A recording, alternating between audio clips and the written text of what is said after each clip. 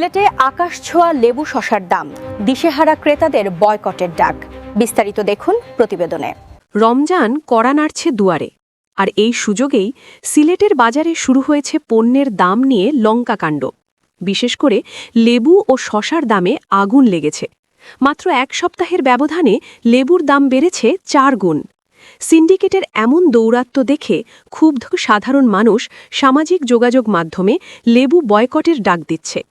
নগরীর বন্দর বাজার, আম্বরখানা, সুবিদ বাজার ও মদিনা মার্কেট ঘুরে দেখা গেছে গত সপ্তাহে যে লেবু 20 থেকে 30 টাকা হালি বিক্রি হয়েছে তা বৃহস্পতিবার বিক্রি হচ্ছে 100 থেকে 120 টাকায়, অর্থাৎ প্রতিটি লেবুর দাম পড়ছে 25 থেকে 30 টাকা।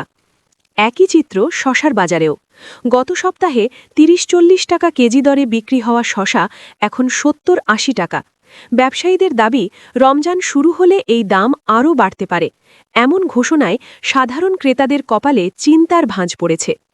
অস্বাভাবিক এই দাম বৃদ্ধির প্রতিবাদে সিলেটের সচেতন নাগরিকদের মধ্যে ক্ষোভ ছড়িয়ে পড়েছে।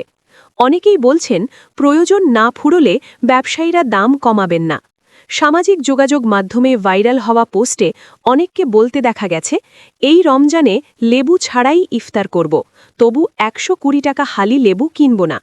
মূলত চাহিদা কমিয়ে দিয়ে বাজার নিয়ন্ত্রণের এক অভিনব প্রতিবাদী ভাষা বেছে নিচ্ছেন সাধারণ মানুষ।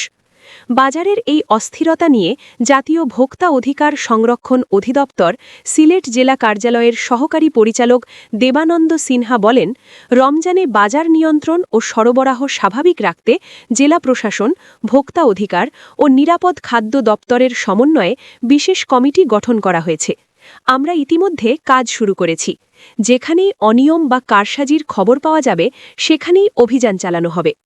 উপসংহার: সাধারণ ক্রেতাদের আশা শুধু অভিযান নয়, বরং নিয়মিত বাজার তদারকির মাধ্যমে এই অশুভ সিন্ডিকেট ভেঙে দিয়ে নিত্যপণ্যের দাম সাধারণের নাগালে রাখা হবে।